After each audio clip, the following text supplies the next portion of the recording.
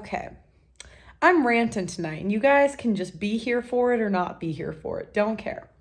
So I saw a tweet from this girl named Liz Wheeler. Okay, and Liz Wheeler, don't know much about her, thinks she works for some conservative media company. And I've noticed with the TradCon women, whenever there's a stat that makes women look bad, you simps do this too. You always feel the need to give a reason. You always say, well, it's because of this. So women file divorce 70 to 80% of the time, 90% if they're college educated. And Liz just came in and said, hey, it's because they're cheated on and abused. Okay, that was her. Now, does that sound like a feminist talking point? The abusive, cheating men? Obviously. But, okay. I knew this woman had no idea what she was talking about. So I'm going to educate you because out of the kindness of my heart, I'm so nice, I'll educate. So you might not know this, but in family court, I don't know. You might not know this, but women lie. Women lie all the time. We're known for lying. And you can see this by the fake hair that we wear. I'm sure you, just like all the other TradCon women, have fake hair color, Botox, all this stuff, whatever. Don't care. But my point is, women's nature is to just kind of be deceptive for whatever reason. Now, women have done this with abuse. Now, I interviewed 1,000 women in the past 2 years. I did a show in London, and I would bring on all of these people in London. Now, a lot of you would say, Pearl, you just bring on the worst women. Nope. I brought on Christians. I brought on married women. I brought on all different types. I've done street interviews in Ireland, done them in Miami. I've done them in Chicago. I've gone all over, okay? So I don't want any of this bullshit that I just interview certain type. No, I don't.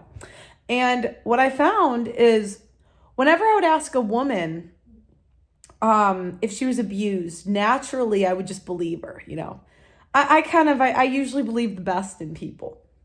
Until one day in my chat, somebody put, ask if she filed a police report. And it blew my mind how I could maybe think of one girl in like 2 years who filed a police report. So I thought to myself, well, that's strange because if they were abusive, why would you not go to the police? I mean, I'm out here. I don't want any abusive men abusing me. So wouldn't you go to the police? I would think. No. And what you might not know is family court is different than criminal court. So if a woman claims abuse in family court, typically there's a lot of government incentives. So in England, for a while, they were giving free housing. And when they gave free housing to victims of abuse, guess what happened? The abuse accusations went up 300% that year. Shocking. When you give free shit for saying you were abused, women throw that out there, okay? Okay, haha. So, in family court, it's not based off of evidence. It's based on a balance of probabilities, meaning if it is more likely that if it is 51% probable that this guy did it, then did it. Now, the issue is family court is typically settled by a judge. It's not settled by, a jury of your peers. And a lot of the judges are kind of simpy, kind of feminist. Like, that's just, it's sort of typical, okay? So if one girl goes up and cries on the stands and just, oh, I was abused, then he loses his kids and she gets free housing. And I've interviewed men that actually had text evidence that the woman was going to falsely accuse the man of abuse and planned it with her friends. Judge didn't care, still gave her primary custody.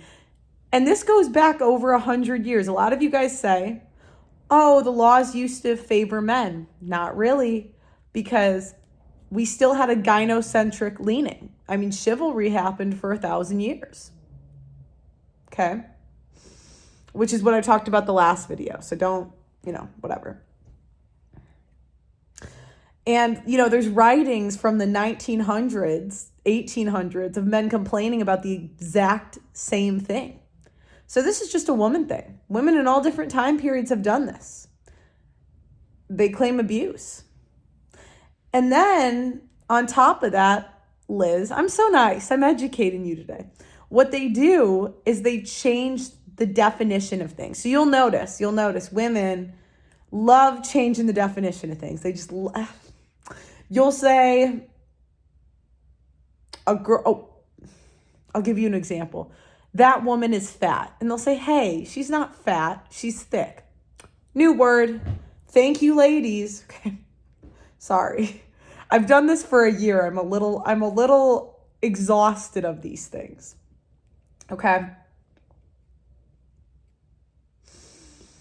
So what they did was, and I think it was in the 90s, there was a Domestic Abuse Act.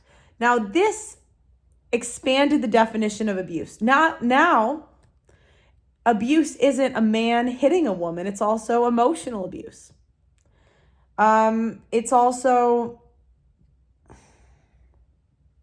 what do we have? Emotional abuse, financial abuse. So if a guy says, no, Becky, you cannot spend $3,000 on the credit card, she can go and say, I was financially abused. So no, women claiming abuse is not proof that they're divorcing for good reasons. So go back to your drawing board of excuses for women. Feel free. Please give me some better ones. Simps, go ahead. Give me all your excuses.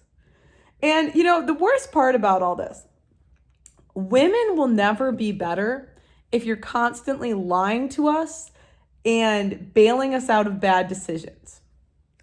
And by saying women are divorcing for good reasons, what did he do? All this bullshit, when we all know we have phrases in society like it's cheaper to keep her, happy wife, happy life. We all know that men are not satisfied with the quality of wives on the market. If they were, the men would be running to get married, but they're not. And you guys keep on just shielding us from the truth and creating all these excuses. And I am tired. I'm tired of the simping. So try again, Liz. I don't know much about her. So she could be great outside of that. No offense, but try again. Thank you.